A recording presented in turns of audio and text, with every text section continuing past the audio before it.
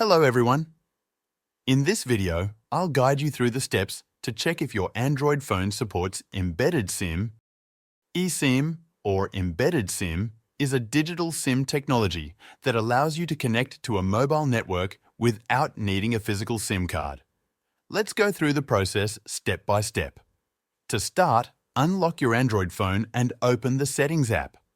Once you're in the settings, scroll down until you find the option labeled About Phone or something similar, depending on your phone's brand and model. Tap on it. In the About Phone section, look for information about your phone's specifications. Here, you might find details like your phone model and Android version. Some phones directly mention eSIM capability in this section. If you don't see it mentioned, don't worry. There's another way to check.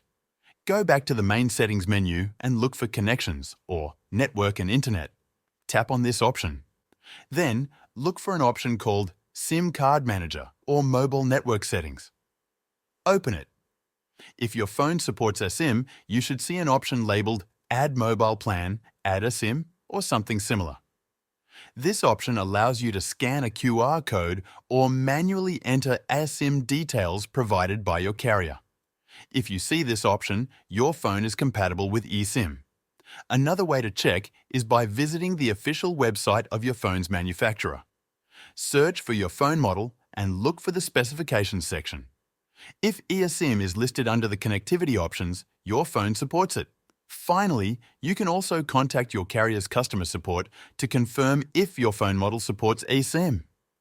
They might ask for details about your device, so keep the model name handy. If you've followed these steps and confirmed that your phone supports eSIM, you can contact your carrier to get an eSIM activated. If your phone does not support eSIM, you'll need to use a traditional physical SIM card for network connectivity. And that's it for this tutorial. Thanks for watching.